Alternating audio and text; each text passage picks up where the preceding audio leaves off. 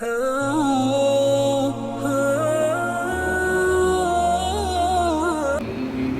الله الرحمن الرحيم ولنبلونكم بشيء من الخوف والجوع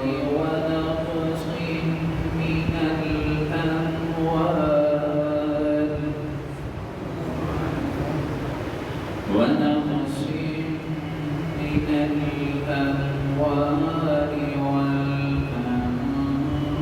والأنفس والثمرات وبشر الصابرين الذين إذا أصابتهم مصيبة قالوا إنا لله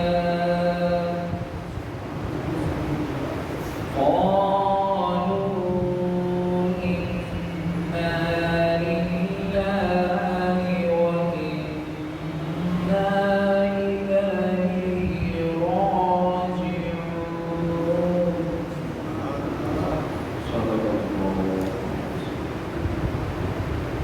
وَلَنَبْلُوَنَّكُمْ اور ضرور ہم تمہیں آزمائیں گے بِشَيْءٍ کچھ من الخوف ڈر سے والجوع اور کچھ بھوک سے ونقص من الاموال اور کچھ مالوں کے نقصان سے والانفس اور کچھ جانوں کے نقصان سے والثمرات اور کچھ پھلوں کی کمی اور نقصان سے وبشر الصابرین ان ساری مصیبتوں کو جو جھیل جائے گا صبر کر جائے گا اس کو ہم خوشخبری عطا فرمائیں گے.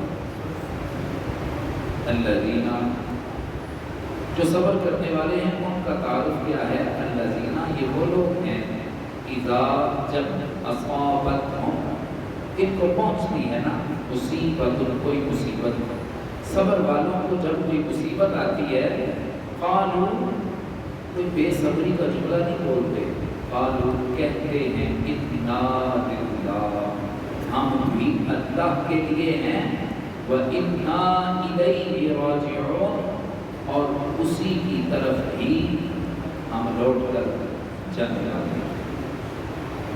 حضرات کو بلا صرف مختصر سی تشریح سماعت فرمائیے. اللہ تعالیٰ نے ارشاد فرمایا کہ مصیبت کے وقت استعانت حاصل کرو صبر کے ساتھ اور نماز کے ساتھ. یہ پچھلی آیت نمبر 153 کی تفسیر ہے کہ اللہ ارشاد فرماتا ہے اے ایمان والو مدد حاصل کرو صبر کے ساتھ اور نماز کے ساتھ.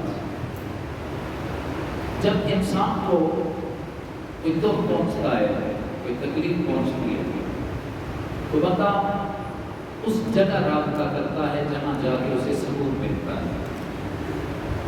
بندہ عام طور پہ دیکھا گیا رویہ یہ ہے بندہ کسی تنہا جگہ پہ چلا جاتا ہے. بندہ کسی دردی کو درد مند کو غم گسار کو اپنا غم سنا کر ہلکا کر دے. بندہ کسی حل کی طرف جاتا ہے سلوشن کی طرف جاتا ہے مختلف طریقے اور ہیلے اختیار کرتا ہے. مگر اللہ تعالیٰ نے مومنوں کو سکون لینے کے لیے جو طریقہ عطا فرمایا وہ یہ ہے سب سے پہلے اللہ کی رضا سمجھ کر صبر کر جانا ہے اور پھر دل کو سنبھالا دینے کے لیے حوصلہ پانے کے لیے غم بھلانے کے لیے نماز پڑھنے لگ جانا. جب تم نماز پڑھو گے اللہ تیرے سارے غم قابو کر دے. دل دکھتا ہے. آگے جو آیات آ رہی ہیں وہ بھی اسی کا ہی عکاسی بھی پیش کریں گے اور منظر بھی پیش کریں گے. ایمان والوں کا طریقہ واویلا کرنا نہیں، ایمان والوں کا طریقہ بال نوچنا نہیں، ایمان والوں کا طریقہ بے صبری کے کلمات کہنا نہیں. ایمان والے تو مدد حاصل کر لیتے ہیں، صبر سے جگر بڑا کر لیتے ہیں، حوصلہ بڑا کر لیتے ہیں، اور حوصلے کی بڑی مثالیں کریم آقا صلی اللہ علیہ وسلم کی مبارک زندگی میں، آپ کے صحابہ کرام کی مبارک زندگیوں میں، آپ کی آل پاک اور اہل بیت اطہار کی مبارک زندگیوں میں صبر کی بڑی بڑی مثالیں ہیں کہ حضرت امام علی مقام امام حسین رضی اللہ تعالیٰ عنہ نے جس طرح کا صبر کر کے دکھایا ہے کوئی ایسا صبر نہیں کر سکتا۔ اس کے بعد پھر خاندان سادات کے اندر جو مظالم ڈھائے گئے اور جو ظلم ڈھائے گئے، وقت کے اولیاء صوفیاء علماء پر جو مظالم اور ستم ڈھائے گئے، حضرت امام محمد رحمۃ اللہ علیہ کے بارے میں یہ موجود ہے۔ خلق قرآن کے بارے میں مسئلہ اٹھا، یہ جو کاغذ ہے یہ اللہ کی مخلوق ہے، جس سیاہی سے قرآن لکھا گیا ہے یہ اللہ کی مخلوق ہے، اور جو اصل نفس کلام ہے یہ اصل قرآن ہے، یہ اللہ کی مخلوق نہیں، یہ اللہ کی صفت ہے، صفت ذات کے ساتھ قائم ہوئی ہے۔ میں کلام کر رہا ہوں، میں بول رہا تو بولنا کلام کرنا یہ میری صفت ہے، صفت اس وقت تک قائم ہے جب تک ذات ہے۔ اللہ کی ذات بھی ازلی ابدی ہے، اللہ کی صفات بھی ازلی ابدی ہے، ساری کائنات کو فنا ہے، اللہ کی ذات بھی باقی ہے، اللہ کی صفات بھی باقی ہے۔ اس لیے زمانہ مٹتا ہے، مٹ جائے گا، قرآن کو فنا نہیں۔ امام محمد رحمۃ اللہ علیہ فرمانے لگے کہ قرآن اللہ کی مخلوق نہیں۔ وقت کا بادشاہ تھا، اس نے کہا کہو قرآن اللہ کی مخلوق ہے۔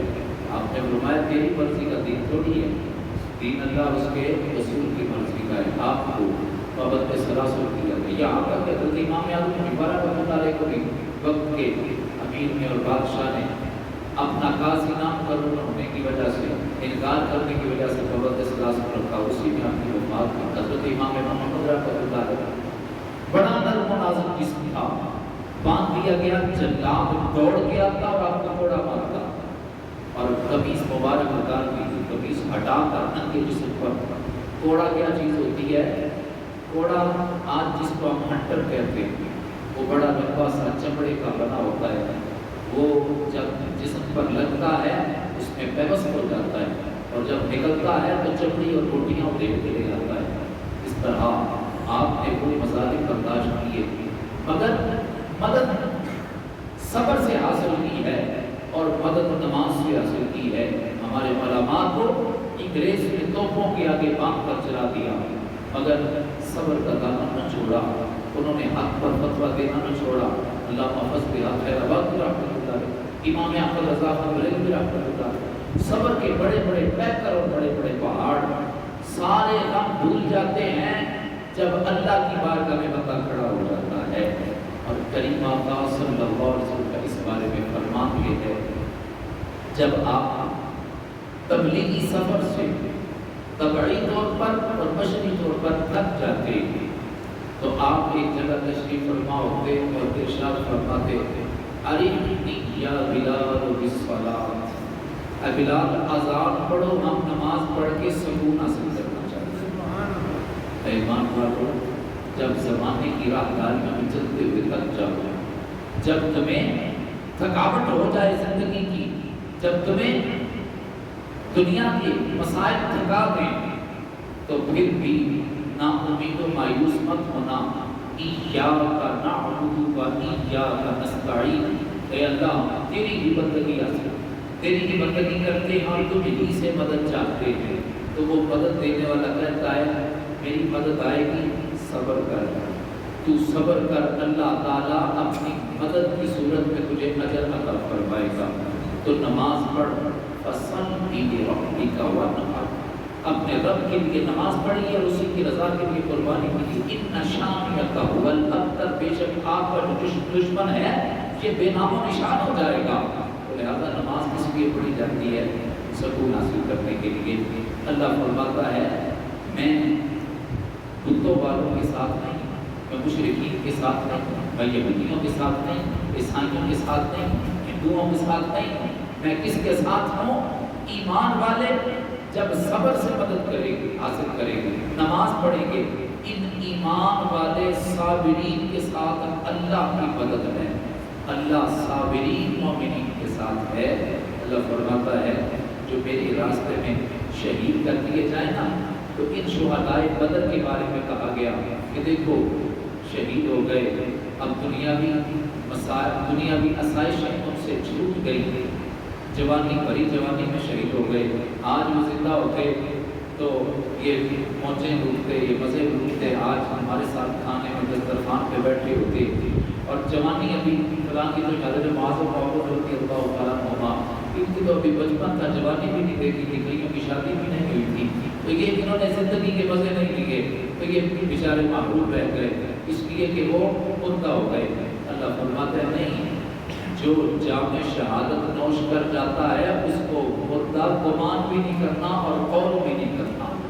تم ان کو سمجھ ہی نہیں سکتے کہ اللہ نے ان کو زندگی کیسی عطا فرمائی ہے۔ فَلَنُحْيِيَنَّهُ حَيَاةً طَيِّبَةً، ہم نے ان کو دنیا سے کہیں زیادہ سہولتوں والی زندگی عطا فرمائی ہے، آسائشوں والی زندگی عطا فرمائی ہے۔